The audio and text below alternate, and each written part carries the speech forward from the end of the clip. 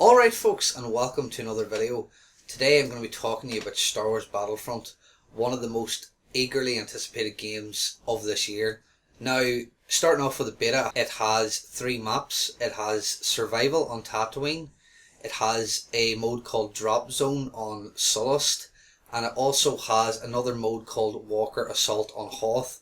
Although we have these 3 maps, it also brings 3 different dynamics to the games, because we have a 20v20 game type on Walker Assault, we have a 8v8 on Drop Zone, and we have a single player or 2-player co-op survival game.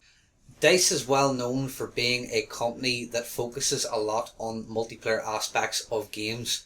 They've also came in and actually helped other games multiplayers to do well.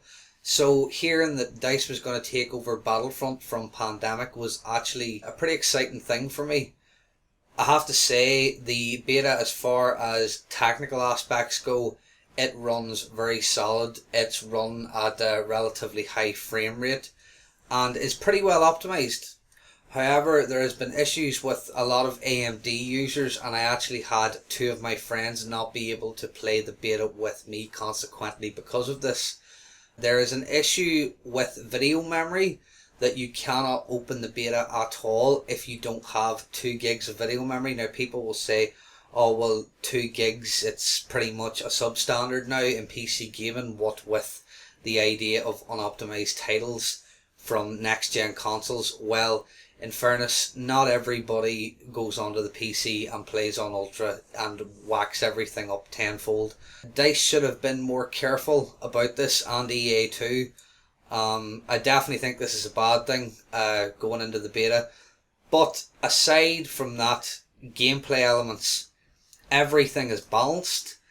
It's not like Battlefield, which a lot of people thought it was going to be, where you'd have a load of guns and you might have maybe unlock issues where certain guns at higher levels were better than earlier guns.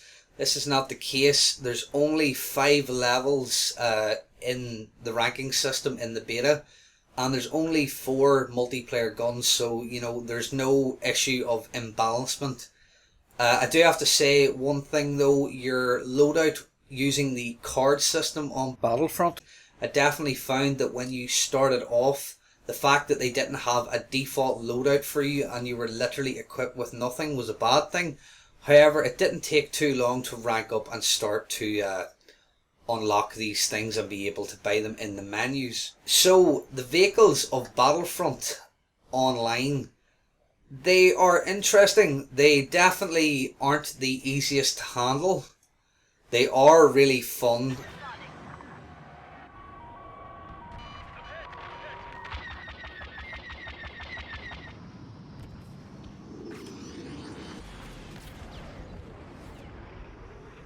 So although I previously mentioned about the GPU problems with Battlefront, I do have to say though, when the game actually is working, it is beautiful. It is one of the best looking games I've ever seen on PC, and I can't believe how well it runs for how good it looks. The lighting on the guns particularly, and on some of the character models, look insane. It has a gritty, realistic war kind of feel.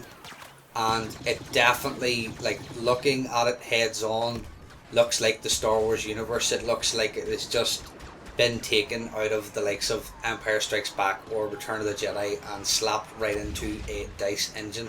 Another thing to talk about is the sound production and the sheer quality of sound that you're getting in Star Wars Battlefront.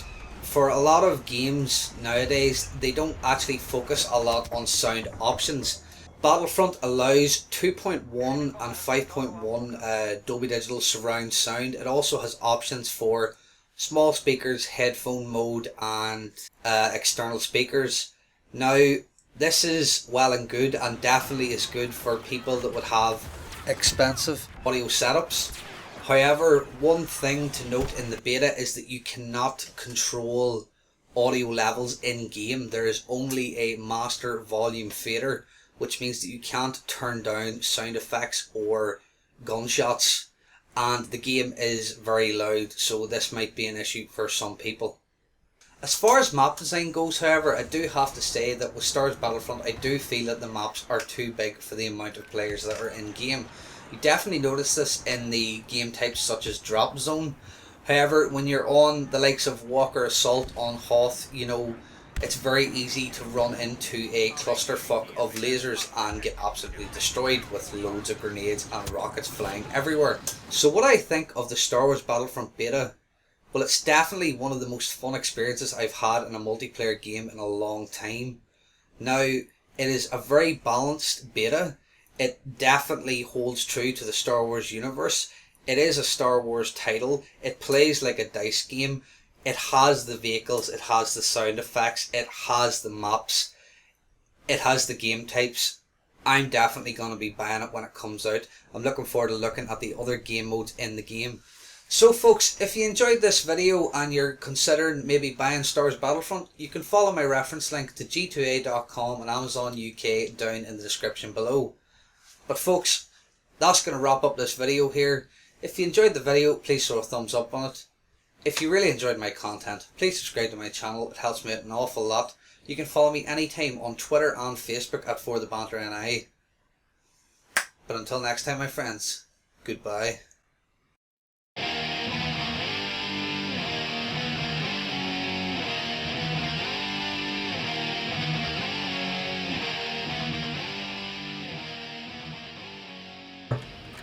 Oh my god. Oh my god.